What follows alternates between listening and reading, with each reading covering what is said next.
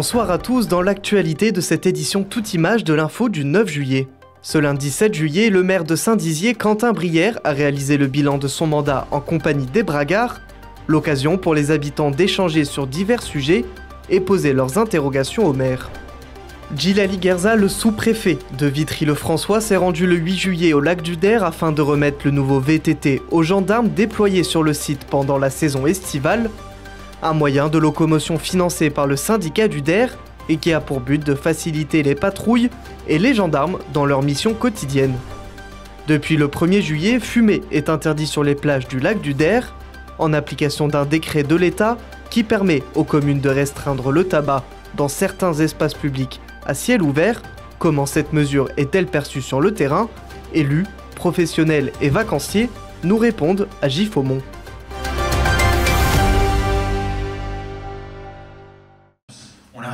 Les actions municipales étaient au cœur d'un échange avec les Bragards. Le 28 juin 2020, Quentin Brière a été élu maire de Saint-Dizier. Ce lundi 7 juillet, il a dressé le bilan de ses 5 années au service des Bragards. Pendant près de 2 heures, plusieurs thématiques ont été abordées, telles que la transformation de la ville, l'écologie, la sécurité, la santé, la solidarité, le sport, la vie associative ou encore le secteur de l'enfance. Les habitants ont été invités à discuter avec le maire et poser leurs questions sur ces sujets. Moi, le premier message que je voulais passer aux Bragards, c'est vraiment, mais on a tout donné. On s'est mis à 200% dans l'action pour cette ville. Alors parfois, c'est pas parfait. Parfois, ça prend un peu plus de temps qu'on l'espère. Mais la chemise a été mouillée plus qu'il n'en faut. Et c'est ça qui nous motive, qui nous fait nous lever aussi chaque matin, c'est d'améliorer le quotidien des gens, le quotidien des gens qu'on sert. Voilà. Depuis 2 étés, les gendarmes de la compagnie de gendarmerie de Vitry-le-François sont déployés au lac du Der. Pendant la semaine, 7 agents sont en poste et 10 le week-end. L'objectif est de renforcer la sécurité et permettre aux visiteurs et plaisanciers de profiter pleinement de la base nautique. Le poste est ouvert tous les jours, 24 heures sur 24. Les gendarmes peuvent recevoir les personnes dans le besoin pour apporter de l'aide ou déposer plainte, mais la majeure partie de leur mission sont les patrouilles.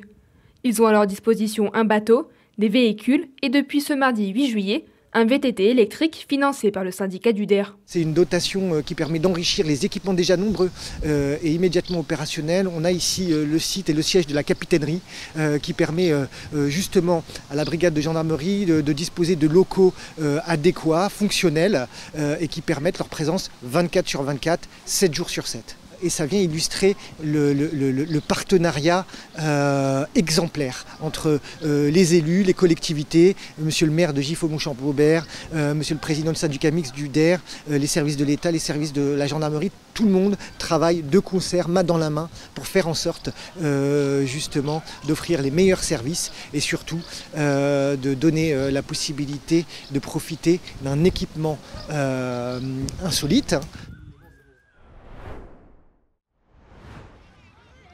Bronzer, se baigner, mais plus question de griller une cigarette sur le sable.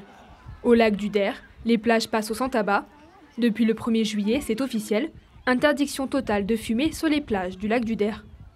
Giffaumont, Nuisemont, Champaubert, tous les sites balnéaires sont concernés. Objectif, améliorer la qualité de l'air, réduire les déchets et protéger les vacanciers. La décision s'appuie sur un cadre légal national qui autorise les maires à interdire le tabac dans les espaces publics extérieurs. Ici, les élus ont choisi d'agir face à une fréquentation estivale qui frôle parfois les 10 000 personnes par jour. Au niveau écologique et au niveau bien-être des gens qui sont sur la plage, c'est évidemment quelque chose de bien. Maintenant, c'est encore une interdiction. Voilà, c'est vrai que dans notre monde, il y a beaucoup d'interdictions maintenant, mais globalement, j'aurais préféré effectivement faire appel à la citoyenneté. Mais voilà, l'État a décidé de verbaliser. Sur le territoire, cette interdiction vise à réduire les mégots abandonnés, première source de pollution sur les plages. Alors, il y a des panneaux qui sont mis sur la totalité des 6 plages et on a aussi sensibilisé les maîtres nageurs sauveteurs. Alors du coup, on leur dit de sortir de la plage. Après, si vraiment ils veulent pas, écoutez, si ça dégénère, on prévient les gendarmes et puis les autorités nécessaires.